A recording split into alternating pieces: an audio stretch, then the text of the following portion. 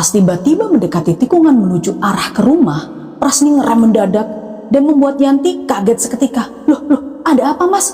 Kok ngerem mendadak? Kaget aku. Dan tanpa babi bu lagi, Mas Hasan langsung ngegas mobilnya tanpa nengok ke belakang. Aduh, kok tambah serem gini ya ceritanya, pikir Yanti yang mendengar cerita tetangganya ini.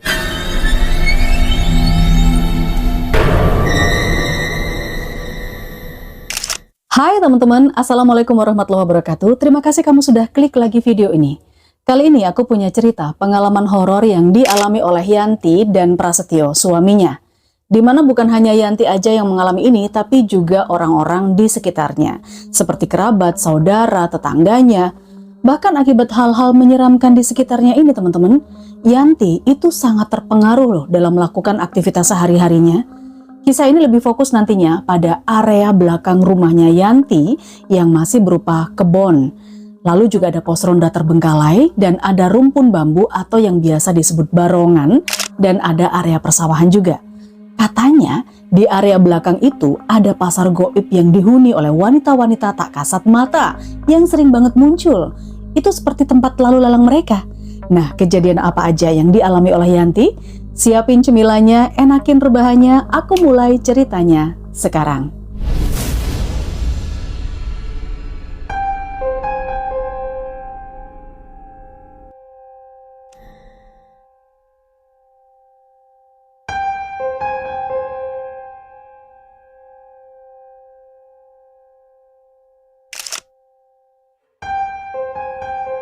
Sebelumnya aku kasih tahu dulu ya latar belakang dari Yanti. Jadi teman-teman, Yanti ini sebenarnya dari kecil ini dia udah terbiasa dengan hiruk pikuk suasana kota. Karena lokasi rumah Yanti ini ada di pinggir jalan besar, yaitu di jalur provinsi. Jalan raya gitulah. Jadi nggak pagi, nggak siang, nggak sore, nggak malam. Yanti udah terbiasa dengar ngangengong kendaraan yang lewat. Tapi ya karena terbiasa, dia nggak ngerasa keberisikan sama sekali. Waktunya tidur ya dia bisa nyenyak, waktunya belajar dia juga bisa fokus, gak keganggu sama sekali lah. Nyampe di sini kebayang kan? Nah singkat cerita, Yanti ini bertemu dengan jodohnya. Sebut saja namanya Prasetyo, panggilannya Pras. Menikahlah mereka sehingga mereka sah sebagai suami istri. Berbeda dengan Yanti, Prasetyo ini latar belakangnya dari keluarga yang tinggal di pedesaan. Suasananya tenang, tetangga kanan kirinya itu ramah tamah, dan biasanya masih ada ikatan kekerabatan pula. Hal ini membuat Prasetyo itu nggak betah kalau harus tinggal bersama keluarganya Yanti. Yaitu tadi lo berisik, suara ngangengong kendaraan yang bikin Pras agak terganggu. Akhirnya Yanti dan Prasetyo ini sepakat buat tinggal di rumah keluarga Prasetyo setelah menikah.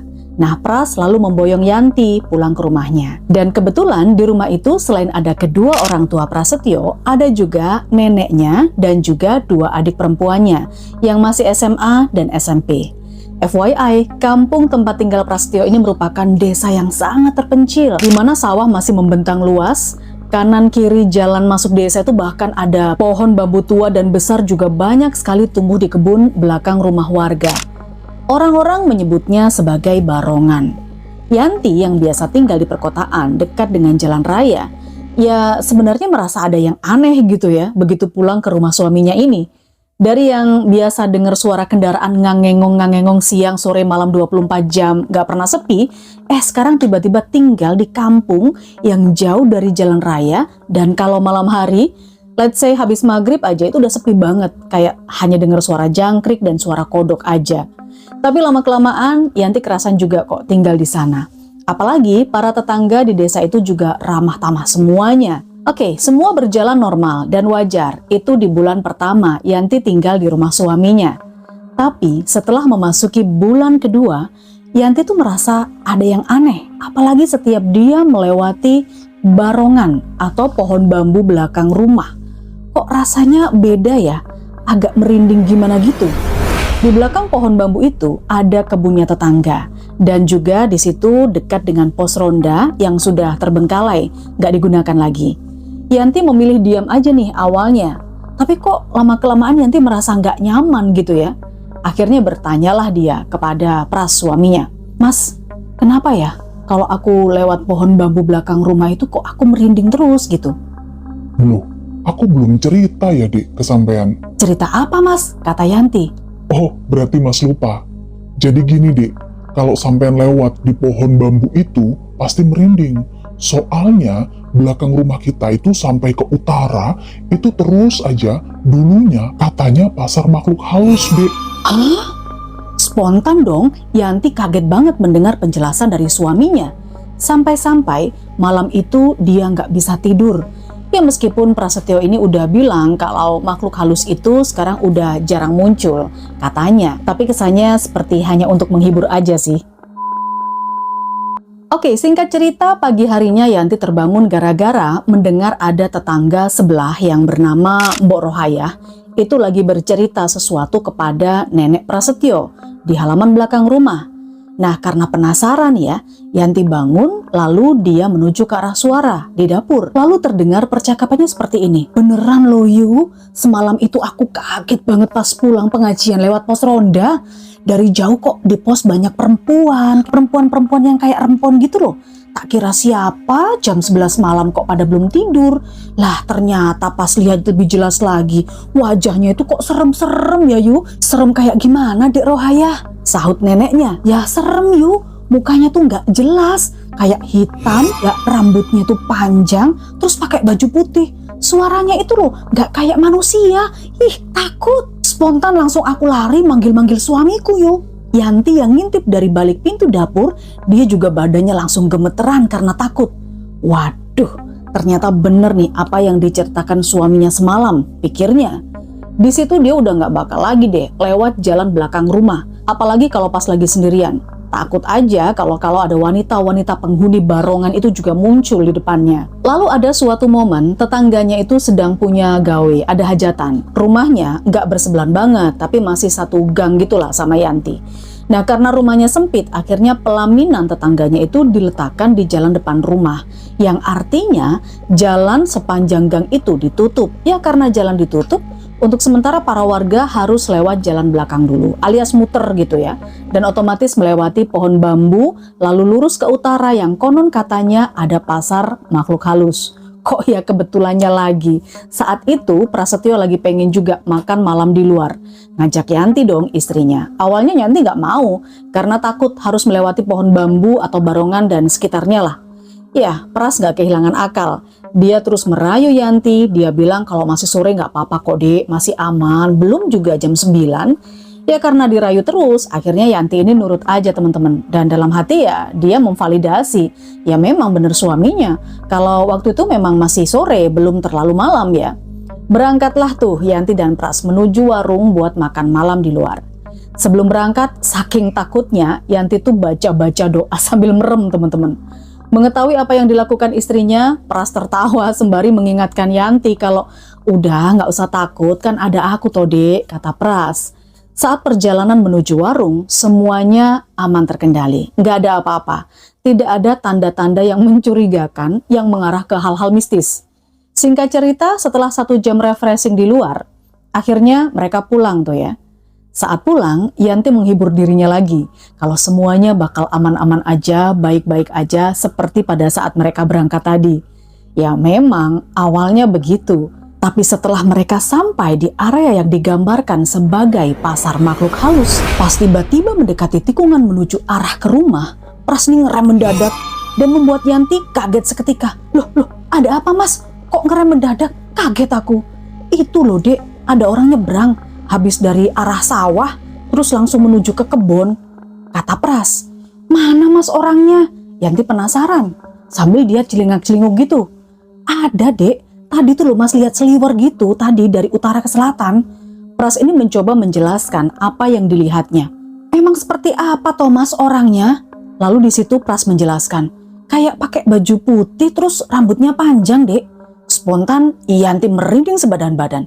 Dia panik ketakutan banget dan langsung menyuruh suaminya untuk ngegas motor biar cepat pergi dari tempat itu. Sesampainya di rumah teman-teman, Yanti kelihatan pucat. Dan tanpa banyak bicara lagi mereka ambil wudhu, lalu sholat isya. Setelah sholat, mereka baru merasa agak tenang. Sampai waktu tidur, Yanti dan Pras ini udah nggak membahas sama sekali kejadian yang tadi. Kayak udah sama-sama tahu gitu loh. Yanti pengen ngelupain kejadian horor itu, dan Pras juga gitu, nggak mau bikin Yanti semakin ketakutan.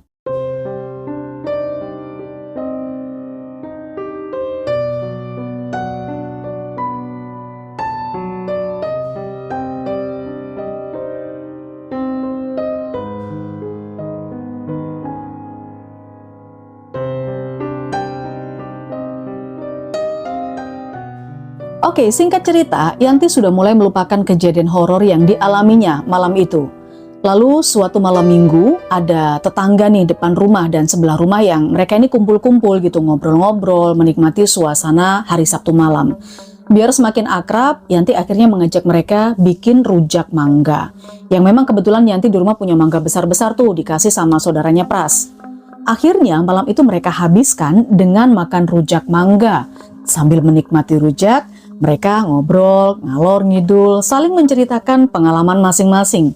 Mulai dari pengalaman yang lucu-lucu, aneh-aneh, sampai pengalaman horor. Nah, pas giliran cerita horor, ada tetangganya nih, sebut saja namanya Mas Hasan cerita. Kalau seminggu yang lalu, dia ini habis menerima orderan nganter orang lomba Banjari. Nah, Mas Hasan ini memang punya mobil pickup yang udah sering disewa-sewaan gitu. Singkat cerita, setelah mengantar pulang peserta lomba Banjari, Mas Hasan ini balik lagi kan ke rumah. Karena udah larut malam, maksudnya ya biar cepet nyampe, Mas Hasan memilih jalan yang lebih cepat yaitu lewat pos ronda di dekat pohon bambu. Nah, waktu itu Mas Hasan nggak ada perasaan apa-apa teman-teman. Tapi ketika sampai di tikungan pos, di saat Mas Hasan mengurangi kecepatan mobilnya tuh ya, tiba-tiba aja ada segerombolan anak-anak kecil yang berlarian rebutan naik bak belakang mobil pickup Mas Hasan. Ya, Mas Hasan sih berpikir, wah ini anak siapa nih? Kok malam-malam berkeliaran, belum pada tidur, padahal udah hampir jam 12, malah naik mobil segala. Emang mau kemana mereka? Dalam hati Mas Hasan kayak gitu. Karena jalannya menikung ya, Mas Hasan masih konsentrasi di situ. Setelah melewati tikungan, Mas Hasan mulai penasaran nih, anak-anak siapa yang naik ke bak mobilnya? Menolehlah dia ke belakang, dan betapa kagetnya, ternyata di bak mobilnya itu teman-teman kosong, nggak ada satu orang pun di sana. Lalu siapa yang tadi lari anak-anak berebutan naik mobilnya? Hanya sekian menit aja loh teman-teman. Di situ bulu kuduk Mas Hasan langsung meremang, merinding sebadan badan. Tanpa babi bu lagi, Mas Hasan langsung ngegas mobilnya tanpa nengok ke belakang. Aduh, kok tambah serem gini ya ceritanya, pikir Yanti yang mendengar cerita tetangganya ini. Cerita horor seputar pasar makhluk halus ini teman-teman sepertinya memang gak ada habisnya. Dan kali ini yang melihat penampakannya itu adalah anak bungsu dari Mbok Rohaya. Kenalkan, Mbok Rohaya ini juga tetangga, namanya Rian. Rian ini punya istri namanya Lestari. Mereka justru membangun rumah tepat di depan pos ronda yang ada di belakang pohon bambu. Lah, kok bisa gitu Emma? Ya, kayaknya sih memang mereka nggak ada pilihan lain ya. Mereka dapat jatah warisan tanah dari orang tuanya ya di situ. Awalnya Yanti juga heran, kok berani ya mereka ini bangun rumah di situ? Ternyata mereka termasuk orang yang pemberani, pikir Yanti. Buktinya mereka merasa nyaman-nyaman aja tuh tinggal di situ. Anak mereka bahkan yang masih kecil, berumur 6 tahun, itu juga nggak ada takut-takutnya. Keluar malam, main-main dengan teman sebayanya juga biasa-biasa aja. Hingga suatu malam saat Lestari lagi tidur, tiba-tiba terdengar orang mengetuk pintu. Lestari memilih diam saja dan meneruskan tidurnya. Karena kebetulan kalau pas siang hari itu katanya ada tetangga yang suka jahil, suka iseng, ketuk-ketuk pintu tetangga juga, namanya Pak Sugeng. Dan pikir Lestari ya mungkin itu Pak Sugeng. Jadi dibiarin aja lah, nanti kalau capek juga berhenti sendiri. Ternyata teror ketuk pintu di malam hari ini nggak terjadi sekali dua kali teman-teman, tapi berkali-kali hampir setiap malam. Ya lama-lama Lestari terganggu juga dong. Tapi karena udah malam ngantuk dicuekin aja lah tuh. Begitu ketemu Pak Sugeng keesokan harinya, barulah Lestari langsung nyemprot itu yang namanya Pak Sugeng. Hei Pak Sugeng, kalau malam itu jangan ketuk-ketuk pintu, ganggu orang waktunya istirahat. Lalu secara mengejutkan Pak Sugeng malah bilang gini, lah siapa tuh dek yang ketuk-ketuk pintu malam-malam? Ya mending tidur. Lalu Lestari ngotot, buktinya tiap malam ada yang ketuk-ketuk pintu rumah saya. Siapa lagi kalau bukan sampean Pak Sugeng? Soalnya yang punya kebiasaan gitu kan cuma sampean di kampung ini. Pak Sugeng sumpah demi Allah dek, kalau siang memang ya aku kadang-kadang jahil. Tapi kalau malam ya enggak lah, tahu waktunya orang istirahat. Pak Sugeng dengan muka serius ya sumpah enggak mengakui kalau itu adalah ulahnya. Ya, Lestari langsung berpikir, jangan-jangan dia lagi digangguin sama makhluk halus. Jadi merinding juga memikirkannya. Akhirnya Lestari dan Rian, suaminya, itu menyusun rencana untuk membuktikan langsung siapa sih sebenarnya kira-kira yang mengetuk pintu tiap malam. Lalu pada malam hari berikutnya, yang ditunggu-tunggu akhirnya melakukan aksi teror ketuk pintu lagi. Tanpa berlama-lama, Lestari membangunkan suaminya dan mengajak suaminya itu mengintip lewat kaca jendela ruang tamu. Kira-kira siapa yang melakukannya? Dan betapa kagetnya mereka berdua ketika diintip lewat jendela terlihat ada sosok wanita berambut panjang berbaju putih yang jalannya melayang yang berjalan dari arah pintu rumah mereka menuju ke kebun dekat pos ronda lalu menghilang di kegelapan sana. Lestari dan Rian berpegangan tangan lalu sambil ketakutan mereka berdua langsung berlari menuju ke kamar sambil baca-baca doa. Setelah kejadian itu Lestari dan Rian langsung mengadakan pengajian di rumahnya. Ya tentunya ini untuk menghilangkan aura-aura mistis gitu ya. Dan apakah berhasil? Ya entahlah, ternyata mereka juga nggak sebemberani apa yang ada di pikiran Yanti. Ya teman-teman, dari cerita-cerita horor itu, Yanti makin parno kalau harus melewati area kebun belakang, dekat pos ronda, atau dekat pohon bambu meskipun pada siang hari. Sebisa mungkin Yanti menghindari deh area itu. Prasetyo yang juga memahami ketakutan istrinya hanya bisa mengajak untuk lebih banyak beribadah, banyak berdoa, dan mendekatkan diri kepada Allah Subhanahu wa Ta'ala. Katanya sih ya, sampai sekarang area pohon bambu yang konon itu adalah pasar makhluk halus masih beroperasi. Kok beroperasi? Emang pabrik. Maksudnya makhluk-makhluk di sana itu masih sering muncul gitu. Ya mungkin karena memang di situ ya tempat tinggal mereka. Jadi harus diakui mesti bertahan untuk tinggal berdampingan. Oke teman-teman, itu tadi kisah pengalaman horor yang dialami Yanti bersama keluarga barunya.